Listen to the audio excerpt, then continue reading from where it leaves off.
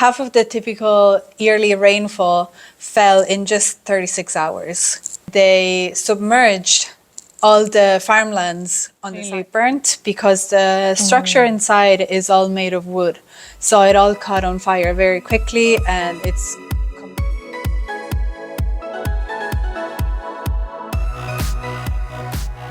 안녕하세요. 토크살롱 시청자 여러분. 오늘 트렌드썰에서는 지난 시간에 이어 기후위기에 대한 해외 사례를 나눠보려고 합니다. 기후위기는 한국만의 문제가 아니라 전 지구적인 문제고 또 그래서 각국의 다양한 노력과 방향이 한마음으로 이루어져야 할 과제이기도 한데요. 오늘은 그래서 유럽에서 일어나고 있는 기후위기에 대한 현상과 유럽이 이를 어떻게 대처하고 있는지를 이탈리아를 중심으로 해서 들어보려고 합니다. 이 자리에는 서울 스피커스 뷰로에서 인턴을 하고 있는 로렌자 보씨가 함께했습니다. Hi, Lorenza. Hello. I'm very glad to have you today here. Could you introduce yourself briefly to my audience? My name is Lorenza. I'm from Italy, Turin, home of Fiat and Juventus. My major is international hotel management. So this is your first time to come to Korea, and you spent the very harsh summer of the 2023 in Korea. So how was that? It was very hot and extremely humid and a lot of rain. This is very special year. I think that this kind of a harsh weather is continuously repeated, and the concerning is frequency is growing more and more very harshly. And we feel that this is all effect of the climate crisis, not only just changes, but the crisis. So I would like to hear about some of the Europe story. Europe has witnessed a significant 2.3% increase in average temperature in 2022 compared to the pre-industrial times, more than twice of the global average.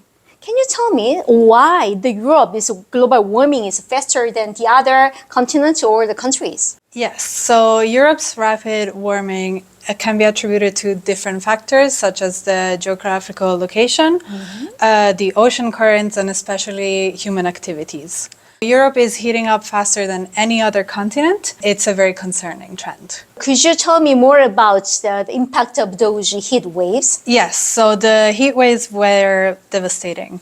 Last year in 2022, from July 10th to 16th, Spain alone lost 510 people due to the heat waves. Wow. According to the World Meteorological Organization's State of the Climate 2021, Europe saw the highest rate of warming of any continent in the world over the last 30 years. Highest temperature ever recorded was in Europe, and it was specifically in Sicily of 48.8 degrees Celsius. So moving to Italy, so how has the climate changes affected your countries in specifically?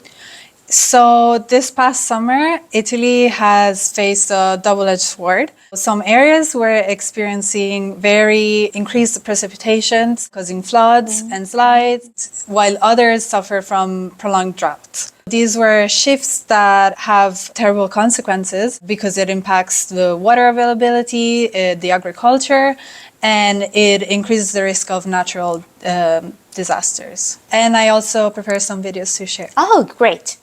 This is wildfires. Yes, these are the fires. Oh, this is Sicily, and these are the fires just from a little bit, like a month ago. Oh. Yeah. So you mean that this is fires comes from the climate crisis? Yes, like the what? because Italy has a very hot and dry weather during the summer, and especially in Sicily, the temperatures were really high. There were also winds, strong winds, so that caused the wildfires. You should look at the one. There And is it's a lot spreading of fires. quickly all over. Yeah. Right. So this is a view from the motorway, from someone recorded from their car, and it's right on the edge of the road. There's very close shots of the fires. Yes. The drivers is just passing the drives. Yes. And there were a few people that passed. And for example, there was an elderly woman that was sick in the house and she could not be rescued because the ambulance couldn't get to the house. Oh, no. Residents and visitors were evacuated and public transport was severely disrupted. as a result of the fires.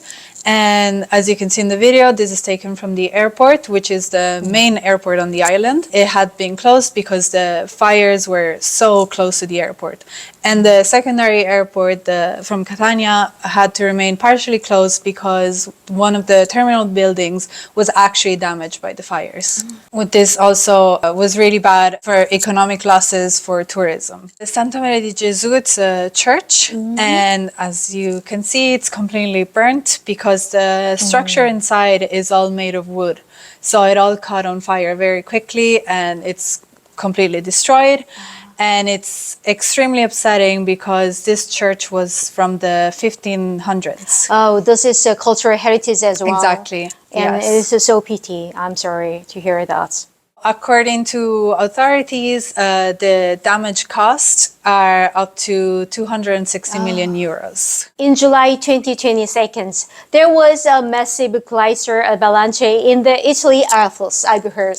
So how does the climate change contribute to this tragedy? So high temperature was the main factor contributing to this incident. The summit of the mountains, the day prior to this, the temperatures were registered to be at 10 degrees Celsius, which is abnormal for that high. Course. Yes. Additionally, the previous winter was reduced, way less snowfall, so there wasn't enough snow to cover the glacier, and it was just exposed to the sun and the high temperatures.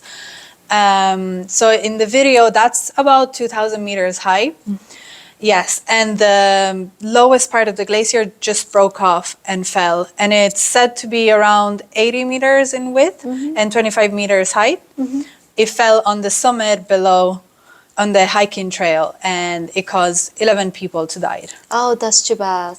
I'm sorry to hear it again. Lorenza, as you mentioned, Italy experienced the very varied weather experience in this summer, I think. While one side is burning and suffering from the drought, but the other side was experiencing tremendous flooding. So let's go to the flooding area. Oh, this is the flood of some Italy area. Emilia-Romagna. Yes, it's in the northern part of Italy. Half of the typical yearly rainfall fell in just 36 hours. Oh no. Yes. This obviously caused rivers to overflow and they submerged all the farmlands on the sides. So you can see there and in the streets as well, everything was completely submerged. This lasted for a few days and by the end, at least over 10 people died. 20,000 people were left without a shelter. So Italy's energy consumption is very significant, I've heard. And it is heavily reliant on some of the petroleum and also the natural gas as well. So how does it contribute to this tragedy? Italy is the third largest consumer of energy in Europe. After Germany and France. Its energy choices particularly come from transportation emissions. In 1990, Italy had a CO2 emission of 100 million tons. And this kept increasing over the next 15 years up to 2005, where the emissions were of 130 million tons of CO2. This has slightly improved. By 2019, it was brought back down to 106 million, but it's still a really high number. Before we close in that one, we'd like to have some discussion or the comments about the adaptation. Italy doesn't seem to have a very concrete, very clear national adaptation plan for this climate changes. But there is probably some of the effort to address these issues. So could you just share about that points? Yes, so it's very important to say that Italy is one of the only countries without an action plan right now. In 2018, the first drought was made and it was supposed to be passed, but due to some issues and a very complex revision process, it wasn't. It was postponed. So right now, there's a new strategy that is being processed and hopefully accepted soon, aims to protect people and infrastructure, promote more sustainable agriculture, and tackle also the issue of food waste. It's really important. I think it prioritizes the protection of cultural landmarks and cultural heritage, such as vulnerable areas from coastal erosion or sea level rise, such as Venice. But in the meantime, while we're waiting for this, Italy is following European guidelines that are mandatory for every member country. However, this is clearly not enough. Thank you for the sharing of your story with us. As you agreed, this is the time the older countries, not just only one or the other one, so to take on in the serious actions to working together to release this kind of tragedy. And we need to plan and have an action for our next generation as well. 네, 오늘은 유럽 중에서도 이탈리아를 중심으로 해외 기후변화 위기에 대한 현황과 그리고 해결책에 대한 모습을 좀 살펴보았습니다. 어떠셨나요? 지난주 서울의 한복판에서는 세계 기후행동의 날을 맞아서 기후위기에 대한 대응을 촉구하는 기후정의행진이 있었습니다. 정부의 정책과 지원, 그리고 산업계의 실천과 새로운 솔루션의 개발 등 저희가 해야 할 일들이 정말 많은 것 같은데요. 단순히 메아리에 그치지 않고 정말 행동과 변화로 이어지는 성과를 위해서 저희 토크살롱에서도 이와 관련된 다양한 이야기를 계속 전해드리도록 하겠습니다. 그럼 다음 시간에 또 다른 핫한 이슈로 여러분을 찾아뵐게요. 안녕!